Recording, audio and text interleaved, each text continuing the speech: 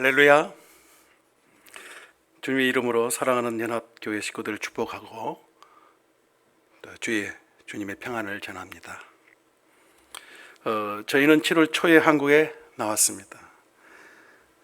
저희 사회지 근처에서 사역하시는 선교사 부부가 어려움에 처한 일이 있어서 도와드렸는데, 그분들이 코로나 양성이 되어서 남편 목사님은 격리되어서 치료받으시고, 아내 선교사님은 병원 입원 후 이틀 만에 소천하시는 일이 있었습니다. 저희는 밀접 접촉자였기 때문에 한국에 갑작스럽게 나와서 검사를 받았습니다. 3번 검사 받았는데 다 음성으로 나왔습니다. 하나님 은혜죠. 현재 캄보디아도 코로나 확산세가 심각하여 의료 시스템이 붕괴되고 있고, 무엇보다 병원 시설이 열악하고 음압병원 또한 부족하기 때문에 코로나 환자들을 제대로 치료할 수 없는 상황입니다. 코로나에 감염되면 치료보다는 격리 수준에 가깝습니다. 7월엔 매일 확진자가 800명 정도 되어 있는데, 지금은 감사하게도 400에서 500명 정도로 떨어졌습니다. 그러나 문제는 저희가 사역하는 지역 그라치에서는 꾸준히 코로나 환자가 많이 나오고 있고, 현재는 매일 30명에서 40명 정도가 나오고 있습니다. 저희는 코로나 백신 2차까지 맞고 캄보디아에 복귀하려고 하는데, 만약 캄보디아의 코로나 확진자가 급격하게 많이 늘어난다면 캄보디아에 복귀하는 것은 불확실해질 것 같습니다. 저희가 속히 캄보디아에 복귀하여 성도들을 돌볼 수 있도록 이 코로나 상황이 진정되도록 기도해 주십시오. 2월 말부터 코로나가 크게 확산되면서 모든 학교는 대면 수업을 중단했고요. 또 온라인으로만 수업이 가능합니다. 교회도 대면 예배가 금지되어서 지금까지 예배를 드리지 못하는 상황입니다. 이 코로나로 인해서 선교지도 어려워지고 선교 환경도 빠르게 변화하고 있습니다. 그러나 복음 전파와 선교는 주님 오실 때까지 땅끝까지 해야 하기 때문에 선교의 새로운 전략을 구하고 찾으면 강야의 길을 내시는 하나님께서 새로운 방법과 지혜를 주실 것을 믿고 기도하고 있습니다. 사실 한국 교회도 선교지 못지않게 힘든 상황임을 보고 있습니다. 예배의 최선은 대면 예배, 성도의 최선의 교제는 대면 교제인데, 지금은 코로나로 인해 비상시국에서 차선으로 온라인으로 1년 반 넘게 예배드리고 있는 한국교회를 보면서 많이 염려가 됩니다. 코로나가 끝난 후에도 성도님들의 예배의 가치관의 혼돈이 혼란스럽지 않을까, 그리고 편안함을 추구하여 교회 공적 예배에 등한히 하지 않을까, 그런 염려가 있습니다. 이 염려가 현실이 되지 않도록 늘 깨어서 연합교회 성도님들은 코로나 이후를 잘 준비하시기를 주의 이름으로 축원합니다. 그리고 부탁합니다. 저희는 동역하는 한 가정과 함께 그렇지 생명의 소금교회와 벙치라인 소망교회, 롤런푸너 소망교회를 섬기고 있습니다. 저희가 사역하는 시골은 인터넷 사정이 좋지 않아서 온라인으로 예배를 드릴 수 없는 상황입니다. 그래서 두세 가정이 한 집에 모여서 예배 드릴 수 있도록 저희가 예배 자료와 설교를 준비해서 각 가정에 나눠드렸고, 한국에 나와서도 계속 매주 예배 드릴 수 있도록 예배 자료와 설교를 보내드리고 있습니다. 2015년에 저희 가정은 몽골에서 다시 새로운 선교지 캄보디아로 떠났습니다. 늘 저희를 위해서 또 선교지를 위해서 기도와 물질을 후원해 주시는 연합교회 목사님과 또 성도님들께 늘 감사를 드립니다. 2월부터 시작된 이 예배당 건축은 이제 마무리되고 있습니다. 세워진 벙치라인 소망교회가 마을 복음화와 또 지역 복음화를 위해서 쓰임받고, 또 청소년들, 주일학생들, 청년들, 장년 성도들이 제자 훈련을 또 잘하는 그런 훈련한 역할을 잘 감당할 수 있도록 기도해 주십시오. 사랑 성도님들, 이제 말씀을 좀 보겠습니다. 세상 끝이 있다는 것을 믿으시죠? 자, 20절을 함께 읽겠습니다. 내가 너희에게 분부한 모든 것을 가르쳐 지키게 하라. 볼지어다 세상 끝날까지 너희와 항상 함께 있으리라 하시니라. 예수님은 제자들에게 세상 끝날까지 내가 너희와 항상 함께 있을 것이다 라고 약속하십니다. 예수님은 분명 세상 끝날이 있다고 말씀하셨습니다. 예수님은 마태복음 24장과 25장에서 세상 끝 종말의 징조에 대해서 강론을 하셨습니다.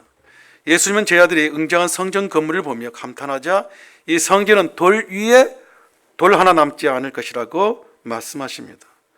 제자들은 성전 파괴가 곧 세상 끝이라 생각하고 언제 이런 일이 일어날 것인지 그리고 그 전에 어떤 징조가 있을 것인지를 예수님께 물어봅니다.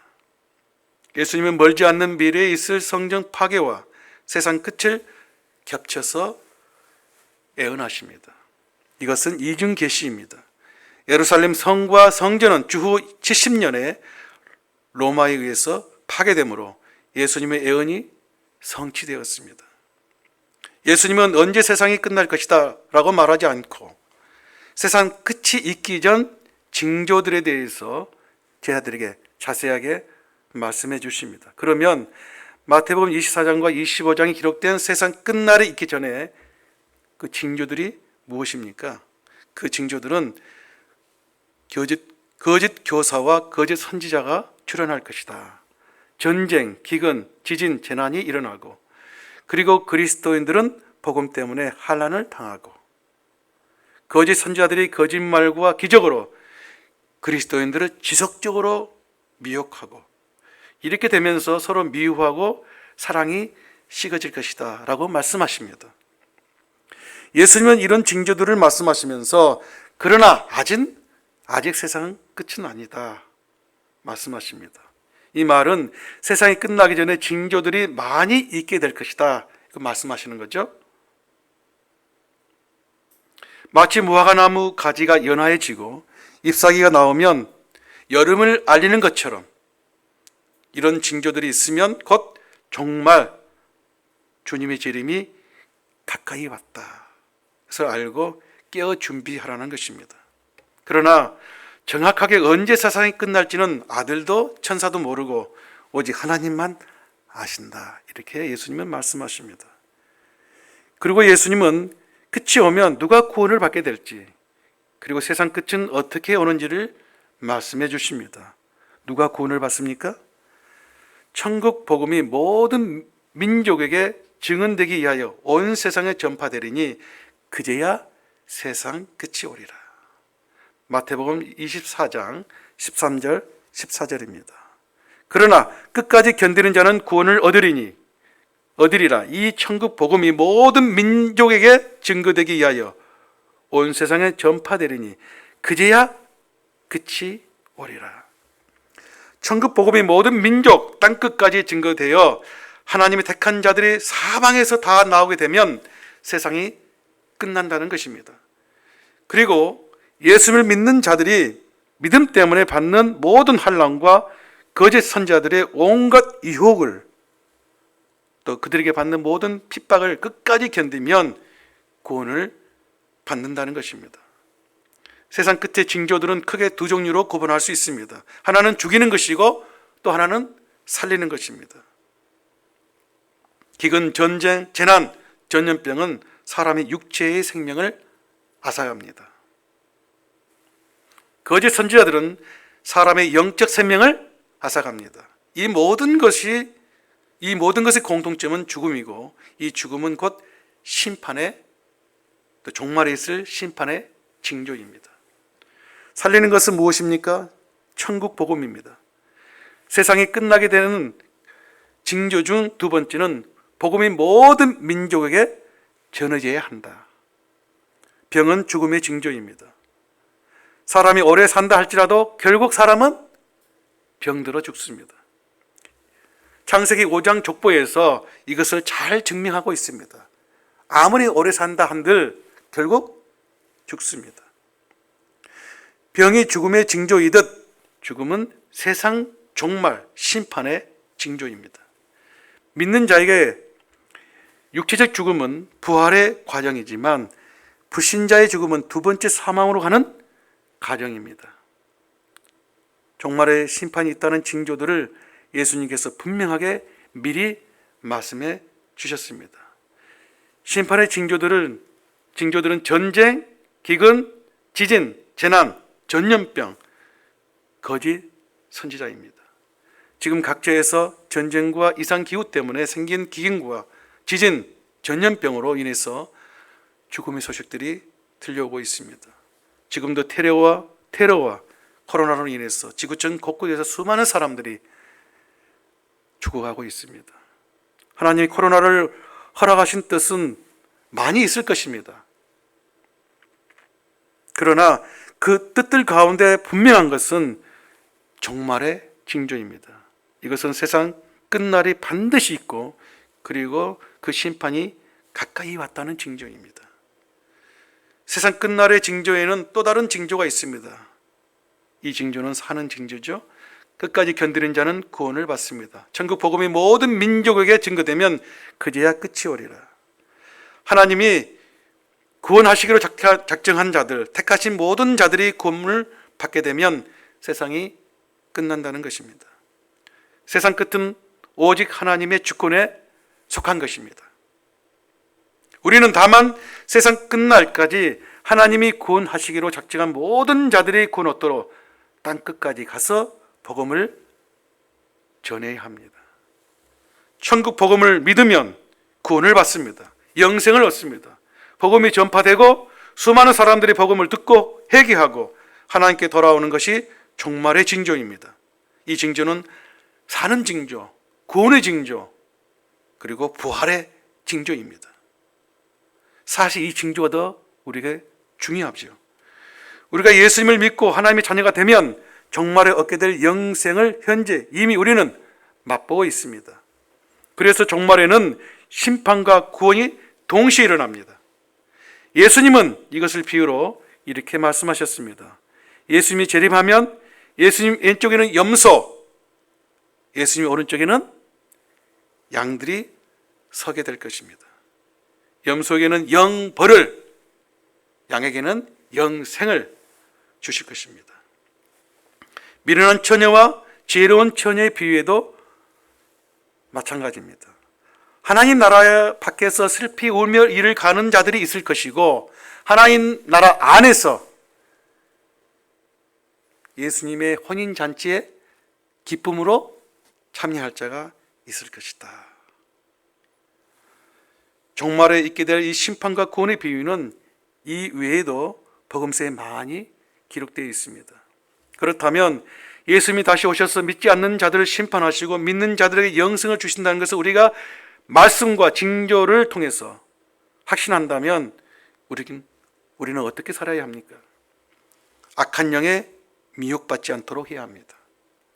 거짓 선지자들은 거짓 영과 기적으로 믿는 자들을 끊임없이 미혹하여 지옥으로 끌고 가려고 할 것입니다.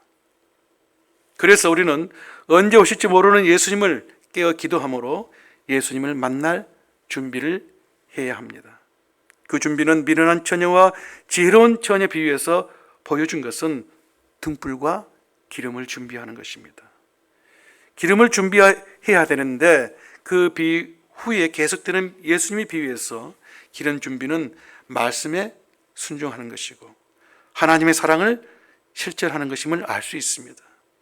줄인 자에게 먹을 것을 주고 목마른 자에게 물을 주고 병든 자를 돌보고 갇힌 자를 찾아가 위로하는 것, 이 모든 것은 곧 주님께 하는 것이다 라고 말씀하죠.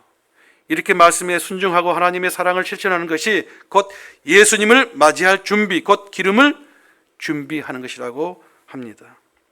그리고 끝까지 믿음을 지키면 구원을 받습니다. 믿음을 끝까지 지키는 것이 선한 싸움입니다. 원래 싸움은 안 좋은 것인데 믿음을 지키는 싸움은 선한 싸움입니다. 믿음을 지키는 선한 싸움에서 승리하는 자가 구원을 얻습니다. 선한 싸움에서 승리하기 위해서 우리는 매일 말씀을 읽고 말씀을 묵상하고 그 말씀을 삶에 적용하고 예수님의 십자가를 단단히 붙잡고 그래야 우리는 선한 싸움에서 승리할 수가 있습니다. 그래야 우리는 은혜에서 미끄러지지 않고 은혜에서 떨어지지 않습니다. 이것은 믿음을 지키기 위한 우리의 선한 싸움입니다. 말세에 사는 우리는 하나님께 속한 영원한 가치를 구해야 하고 그것에 우선순위를 두어야 합니다. 말세에 사는 우리는 지금 예수님이 오셔도 아멘 주 예수여 오시옵소서 라고 기쁨으로 맞이할 수 있어야 합니다. 말세에 사는 우리는 세상에서 어떤 일을 만나도 두려워할 필요가 없습니다. 왜냐하면 예수님은 세상을 이기셨고 우리와 세상 끝날까지 함께 해 주시겠다고 오늘 본문에 약속해 주셨기 때문입니다. 예수님은 요한복음 16장 33절에서 이렇게 제자들을 격려하고 있습니다. 너희가 세상에서 환난을 당하나 담대하라. 내가 세상을 이기었노라. 아멘. 우리가 환난 중에도 담대하게 사는 것이 믿음입니다. 걱정하지 않는 것이 믿음입니다. 우리의 상황은 녹록지 않지만 여전히 우리 마음에 평안을 유지하는 것, 이것이 믿음입니다. 사랑하는 성도 여러분, 우리는 죽어도 삽니다. 믿습니까? 그렇기 때문에 이 어려운 코로나 시대에 우리는 염려하지 말고 주눅들지 말고 당당하게 우리의 사명을 감당하면 됩니다. 이렇게 사는 것이 다시 오실 주님을 영접할 기름을 준비하는 것입니다. 우리의 소망은 빨리 코로나가 종식되어서 함께 모여서 공적 예배를 드리고 자유롭게 성도와 교제하고 전도와 선교도 활발하게 하길 소망하지만 이것이 언제 종식될지 우리는 모릅니다. 백신이 나오면 끝날 줄 알았습니다. 그러나 백신이 나왔지만 여전히 돌파 감염이 있고 끝나지 않고 있습니다.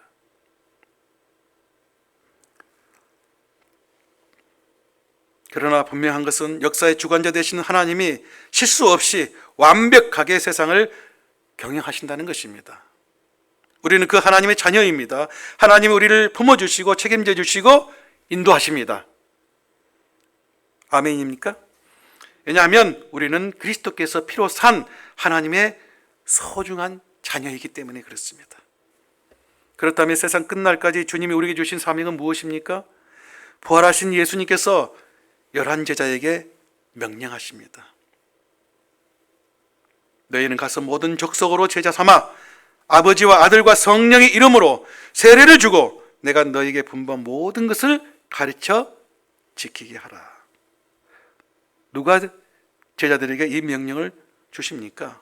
부활하신 예수님께서 제자들에게 이 위대한 명령을 주셨습니다. 제자들에게 이 명령을 주시는 예수님은 자신을 어떤 분으로 소개합니까? 18절입니다. 예수님께서 나와 일러 가라사대 하늘과 땅의 모든 권세를 내게 주셨으니. 누가 예수님께 하늘과 땅의 권세를 주셨습니까? 하나님 아버지께서 자신의 모든 권세와 통치권을 예수님께 임한 것입니다. 부활하신 예수님이 하나님 아버지 권세를 위임받아 하나님 우편에서 통치하십니다. 하나님 아버지로부터 하늘과 땅의 모든 권세를 받은 부활하신 예수님, 만왕의 왕이신 예수님께서 이제 제자들에게 명령하십니다. 만왕의 왕이신 예수님께서 제자들에게 명령하시기 때문에 거역할 수는 없죠. 물론 제자들은 기쁨으로 예수님의 명령을 받을 준비가 되어 있습니다. 제자들 중에 몇몇은 예수님의 부활을 의심하는 자들도 있었지만 예수님은 3년 동안 제자들을 양육하셨고 부활 후 40일간 제자들과 함께 하시면서 예수님 자신의 부활이 성경의 예언이었고 그 예언대로 이루어졌음을 가르치셨습니다. 그리고 제자들은 오순절에 성령을 받아서 성령님의 권능으로 예수님의 명령을 수행하였습니다. 그렇다면 누가 예수님의 제자입니까? 교회 오래 다니고 봉사 많이 하면 예수님의 제자가 됩니까? 물론 예수님의 제자는 이런 헌신적 모습이 있지만 예수님의 제자의 본질은 아닙니다. 신약 성경에서 성도, 하나님의 자녀, 예수님의 제자는 같은 의미로 사용하고 있습니다. 성도가 하나님의 자녀이고 하나님의 자녀가 곧 예수님의 제자입니다. 그렇기 때문에 예수님의 제자가 곧 하나님의 자녀이고 성도라는 의미입니다. 하나님의 자녀는 예수님의 부활을 믿고 부활하신 예수님을 인격적으로 만난 자입니다. 사랑하는 연합교회 성도 여러분, 여러분은 진정 부활하신 주님을 믿습니까? 여러분 진정 부활하신 주님을, 예수님을 인격적으로 만났습니까? 여러분 진정 부활하신 주님의 통치에 매일매일 순간순간 순종하고 있습니까? 그렇다면 여러분은 진정한 예수님의 제자이고 성도이고 하나님의 자녀입니다. 아멘. 예수님이 공생애를 시작할 때에 몇 명의 제자를 부르셨습니까? 12명의 제자를 부르셨습니다. 그런데 지금 부활하신 예수님 앞에 몇 명의 제자가 서 있습니까? 11명의 제자가 서 있습니다. 한 명이 보이지 않습니다. 누구입니까? 가룟 유다입니다. 가룟 유다는 부활하신 예수님을 만나지 못했습니다.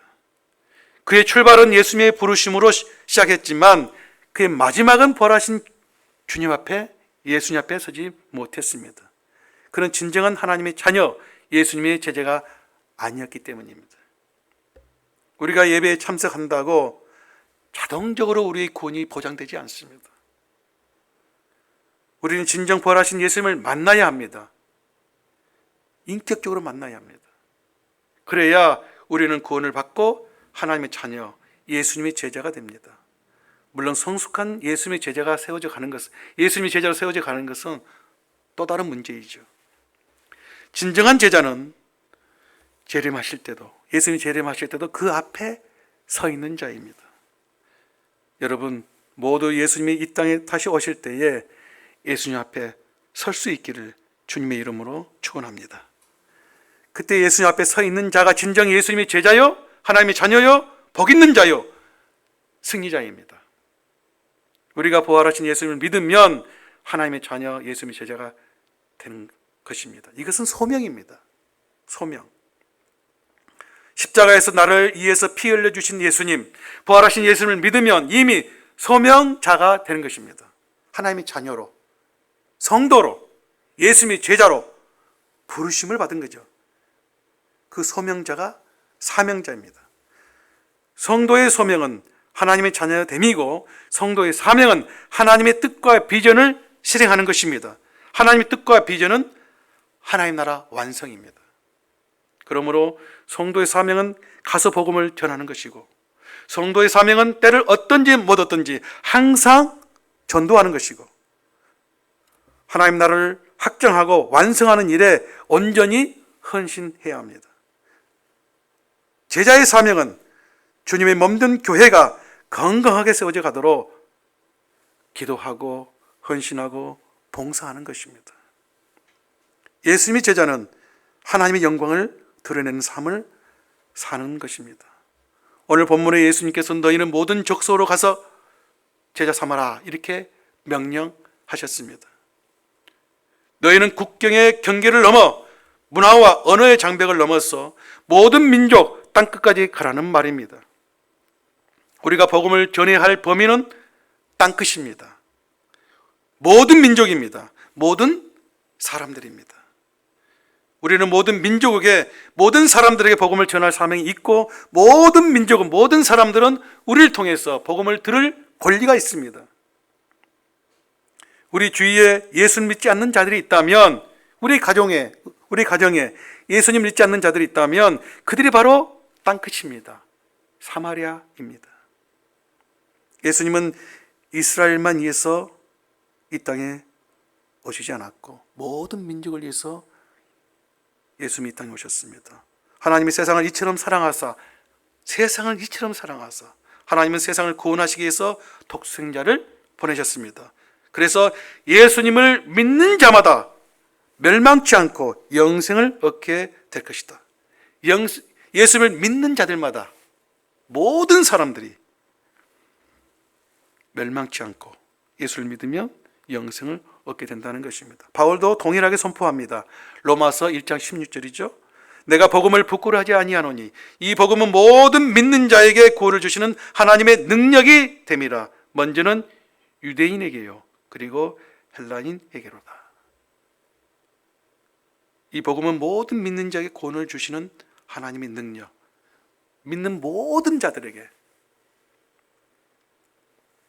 그래서 예수님의 제자는 모든 민족에게 땅끝까지, 세상 끝날까지 복음을 증거해야 합니다. 마태복음은 예수님을 믿는 유대 공동체에 보낸 편지입니다. 그런데 마태복음의 시작과 끝은 모든 민족을 향하고 있습니다. 마태복음 1장에 나오는 족보에 이방 여인 4명이 등장합니다. 다말, 룻, 라합, 밧세바. 이 4명의 공통점은, 4명의 여인의 공통점은 이방 여인이었습니다. 이것은 하나님께서 처음부터 모든 민족을 구원할 것을 계획하셨음을 의미합니다. 요나서에서 그 하나님 뜻이 더 분명해집니다. 그리고 마태복음 28장에서 예수님은 제자들에게 모든 민족으로 가서 제자 삼으라 명령하죠. 모든 민족으로. 마태는 믿음의 공동체 모든 민족에 가서 복음을 증거하라고 강력하게 도전하고 있습니다. 다른 복음서도 동일하게 예수님의 복음이 땅끝을 향하고 있습니다. 모든 민족에서, 사방에서, 땅끝에서 하나님의 택한 모든 자들이 다 구원을 받는 것이 하나님의 마음이고 하나님의 뜻이고 하나님의 비전입니다. 사랑하는 성도 여러분, 여러분은 어떻습니까? 하나님이 여러분에게 주신 사명을 제대로 감당하고 있습니까? 전도하고 있습니까? 하나님께서 구원하기를 작정한 자들이 속히 주님께 돌아와 예배하도록 여러분 기도하고 있습니까? 모든 성도는 소명받았기 때문에 사명도 받았습니다. 만약 우리가 우리의 특권만 누리고 사명을 감당하지 않는다면 하나님은 구약의 이스라엘을 책망하시듯 우리를 책망하실 것입니다. 우리에게 주어진 사명은 각각 다를 수 있습니다. 모두가 목사, 선교사, 전도사가 될 수는 없습니다. 그러나 우리의 사명은 분명합니다. 교회를 통해서 하나님 나라가 완성되고 또 우리의 모든 역량, 이게 완성되도록 우리의 모든 역량을 집중하는 것입니다. 우리는 모든 민족에 가서 선교할 수 없습니다. 그러나 모든 민족이 하나님께 돌아올 수 있도록, 그들이 돌아와 하나님께 예배할 수 있도록 기도할 수 있습니다. 땅끝에까지 가서 복음을 전할 수 없다면 다른 사람이 땅끝까지 가서 복음을 전하도록 기도와 물질로 지원할 수 있습니다. 이것이 주님이 우리 주신 사명입니다. 직장에서 일하시는 성도는 직장에서 단지 돈 버는 것이 1차적인 목적이 아니라 직장 생활을 통해서 그리스도의 향기를 드러내고 하나님의 자녀의 본을 보이고 복음을 전하여 직장 선교사로서 사명을 감당하는 것이 주님으로부터 받은 사명입니다.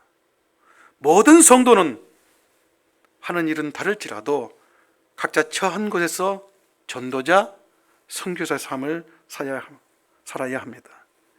이렇게 하다 보면 모든 민족에게 땅끝까지 복음이 증거돼서 하나님의 비전, 하나님의 나라가 완성이 되는 것입니다. 민족 복음화와 세계 복음화가 따로 있는 것이 아니라 하나로 움직입니다. 한국에 있는 성도들이 처한 곳에서 복음을 전하고 교회가 부흥되면 그 중에 선교사가 나오고 선교사를 파송하고 성도들이 선교사와 선교지를 위해서 기도와 물질로 후원하는 것이 곧 모든 민족에 가서 복음을 전하라는 예수님 명령에 구체적으로 순종하는 것입니다. 사도행전 1장 8절에서 예수님께서 제자들에게 이렇게 말씀하셨습니다. 너희가 성령을 받으면 너희가 권능을 받고 예루살렘과 유다와 사마리아와 땅끝까지 이르러 내 증인이 되리라. 여기서 지역을 말할 때 언어에서는 때엔, 영어로는 both and입니다. 우리말로 이렇게 풀어서 말하면 뭐뭐 하면서 동시에, 그런 뜻입니다. 예루살렘이 다 복음화된 다음에 유다가 다 복음화된 다음에 사마리아가 다 복음화된 다음에 땅끝까지 가서 복음을 전하라는 의미가 아니란 말이죠. 이 말은 동시에 일어나는 사건입니다. 점진적으로 땅끝을 향해서 복음을 전하라라는 말씀입니다. 예루살렘의 복음을 전하면서 동시에 유다의 복음을 전하고, 유다의 복음을 전하면서 동시에 사마리아의 복음을 전하고, 사마리아의 복음을 전하면서 동시에 땅끝까지 가서 복음을 전하는 것입니다. 그러면서 내가 있는 곳에서 복음이 모든 민족을 향해 퍼져나가는 것이, 확산되어 가는 것이 곧 하나님의 나라가 완성되는 것입니다. 누가 제자입니까? 부활하신 예수님을 인격적으로 만난 자, 하나님의 은혜로 말미암아 예수님을 믿음으로 거듭난 자가 예수님의 제자입니다. 그리고 가라고 하는 예수 명령에 순종하는 자입니다. 예수님의 진정한 제자는 예수의 명령에 기쁨으로 순종합니다. 예수님의 명령에 순종함으로 내가 예수님의 제자가 되었음을 증명하는 것입니다. 순종해서 예수님의 제자가 되는 것이 아니라 예수님의 제자가 되었기 때문에 순종하는 것입니다. 가라는 말은 어떤 장소로 가라는 말이면서 동시에 믿지 않는 자들에게 다가가서 부활하신 예수님을 증거하라는 의미입니다. 사랑하는 연합교회 성도 여러분, 믿지 않는 자들에게 다가가서 복음을 전함으로 예수님의 제자됨을 증명하시기를 바랍니다. 나 혼자 예수 믿고 구원받는 것으로 만족하지 말고 하나님의 말씀을 다른 사람에게 가르쳐서 예수님이 분부하신 대로 살도록 가르치시기를 바랍니다. 나 혼자 예수 믿고 구원받는 것으로 끝나면 그 사람은 참으로 이기주의인 사람, 충성되지 못한 사람입니다. 종말의 주님 앞에 섰을 때 착하고 충성된 종이라고 칭찬을 기대할 수 없습니다.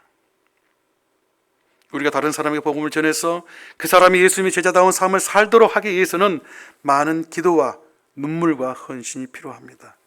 영적 자녀를 낳는 해산의 고통이 따릅니다. 저희는 지금 캄보디아 현지인들에게 복음을 전하면서 또 세례를 주고 제자 삼고 예수님이 분부한 것들을 가르쳐 지키도록 하기 위해서 해산하는 고통을 하고 있습니다. 그래서 여러분께서 저희와 현지 성도들을 위한 기도가 절실히 필요합니다. 저희는 캄보디아에서 들어가서 2년 동안 언어를 배우고 캄보디아 문화 역사를 배웠습니다. 그리고 그 나라 날씨에 적응했습니다. 저희는 러시아에서 12년, 몽골에서 10년 사역을 했기 때문에 우리는 추위에 좀 적응한 몸이었는데 갑자기 1년 내내 영상 30도가 넘는 캄보디아 날씨에 적응한다는 것은 결코 쉽지 않았습니다. 캄보디아 날씨는 더운 날씨, 더 더운 날씨, 두 날씨만 있습니다. 두 계절만 있습니다. 더운 날씨는 영상 30도, 35도. 더 더운 날씨는 영상 35도, 40도. 이렇게 보면 몽골이나 러시아에 있을 때는 영하 40도, 캄보디아는 영상 40도. 너무 많은 차이가 나죠. 우리가 캄보디아 현지인들의 복음을 전하기 위해서는 이 날씨 적응이 필수적이었습니다. 왜냐하면 제자 삼는 것은 그들과 함께 사는 것이잖아요. 그들과 함께 생활하면서 함께 사는 것, 그것부터 제자 훈련이 시작됩니다. 그들을 제자로 삼기 위해서는 반드시 통과해야 할 관문이었습니다.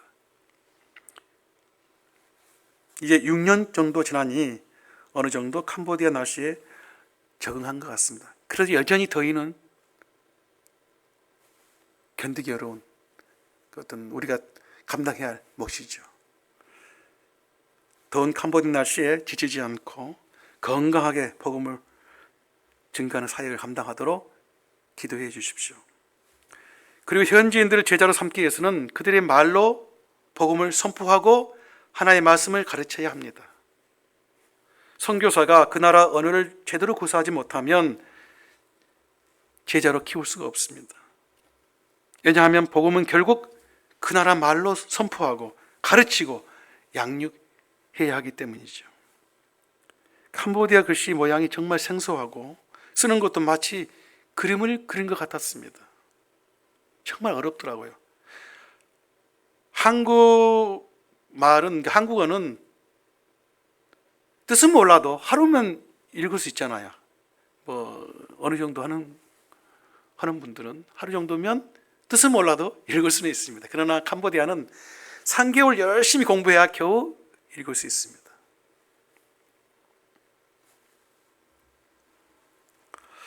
단어를 외웠는데 돌아서면 또 잊어버립니다.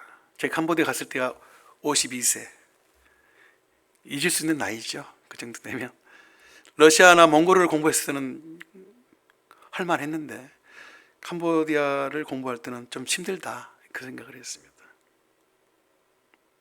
절망도 하고 낙심도 되지만 새로운 언어이기 때문에 나름 재미있게 쉬지 않고 계속 공부하면서 사역을 감당하고 있습니다. 계속해서 캄보디아 사람들을 제자 양육하기에 부족함이 없도록 언어 실력 향상을 위해서 기도해 주십시오. 그리고 캄보디아 국가 종교는 불교입니다. 그래서 마을 중심에 절이 있고 모든 마을 사람들은 절을 중심으로 생활을 합니다. 중심이 있기 때문에 무슨 일을 하든 거의 매일 이 절을 통과합니다. 1923년에 처음 개신교가 캄보디아에 들어왔습니다. 그 10년 후에 성경을 번역했는데 성경을 번역할 때 스님의 도움을 받아서 성경이 번역이 되었습니다. 왜 그렇게 했는지는 잘 모르겠어요. 그 결과 이 성경 용어에 불교 용어가 섞여 있습니다. 제사장 이렇게 하면 마치 주지스님 이렇게 이해가 됩니다. 잘 정확하게 그 성경 언어의 어떤 본뜻이 많이 훼손된 부분들이 많이 있습니다. 그래서 새신자가 교회 와서 설교를 들으면 마치 불경을 듣는 것처럼 듣습니다. 우리 열심히 말씀을 전하고 설교해도 듣는 사람은 기독교 말씀, 하나님의 말씀으로 복음으로 잘 이해를 못합니다. 이것이 우리가 캄보디아 현지인들을 제자 훈련하는데 큰 걸림돌이 되고 어려움이 됩니다. 1923년에 복음이 들어왔으니 2년 후면 100년이 됩니다. 그런데도 아직 캄보디아로 성경 용어, 신앙 용어가 정확하게 정리되지 않습니다. 그래서 저희가 공부할 때 이것 때문에 많이 어려웠어요.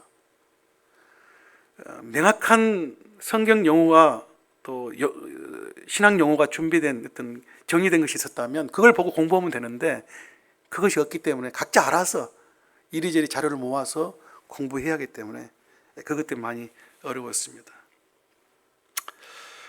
현지인 그리스도인 가운데서 유능한 신학자가 나오도록 기도해 주십시오.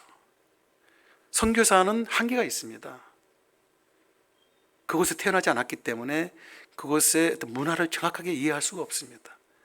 결국은 현지인이 성경을 번역하는 것이, 현지인 그리스도인이 실력 있는, 믿음 있는 현지 그리스도인이 성경을 번역하는 것이 가장 정확하죠. 그래서 저희는 그렇게 기도하고 있습니다. 현지 그리스도인 가운데서 유능하고 실력 있는 신학자가 나와서 명쾌하게 성경 내용이, 그 언어의 내용이 훼손되지 않고 그 언어의 의미를 그대로 살려서 번역될 수 있도록 여러분도 꼭 기도해 주시기 바랍니다. 또 하나 이 제자 양육의 어려움이 있는데 그것은 제자 양육의 시간을 확보하는 것입니다. 장소 확보하는 것은 어렵지 않습니다. 그러나 시간을 확보하는 것은 어렵습니다. 전도해서 그들에게 세례를 주는 것은 거기까지는 어렵지 않습니다. 이제 본격적으로 제자로 키워가는 이 양육이 어렵습니다. 왜냐하면 양육할 수 있는 시간을 확보하기가 쉽지 않기 때문입니다. 학생들은 하루 종일 학교에서 공부하고 방과 후에 또 공부하고, 왜냐하면 진짜 수업 시간에는 선생이 학생들에게 중요한 정보를 가르쳐 주지 않습니다. 방과 후에 그때 시험에 나오는 중요한 정보들을 가르쳐 줍니다. 그렇게 해야 선생이 돈을 벌기 때문이죠. 그래서 어쩔 수 없이 어느 정도 돈을 내고 방과 후에 또 수업을 받아야 합니다. 오전에 수업 받고 또 오후에 수업 받고 또 영어 학원 다니고. 시골에서 그렇게 영어를 선호해서 영어 학원을 꼭 다닙니다. 그리고 저녁이 되면 다 집으로 들어가서 밥 먹고 좀 쉬다가 잡니다. 이것이 그들의 문화입니다. 문화가 됐어요. 그래서 저녁에 무슨 모임을 하려면 모이지를 않습니다.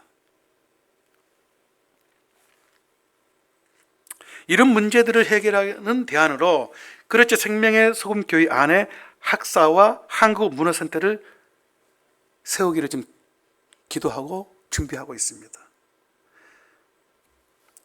한국어를 공부하고 싶은 학생들과 청년들이 있기 때문에 한국 문화와 한국어를 매개체로 만날 수 있고 복음을 전하고 양육할 수 있고 또 학사는 저녁과 아침에 기도와 말씀 공부 시간을 가질 수 있어서 확보할 수 있어서 효과적으로 학생들을 양육할 수가 있습니다. 저녁 시간 함께 하고 아침에 같이 시간을 같이 하면서 말씀 공부를 함께 할 수 있으니까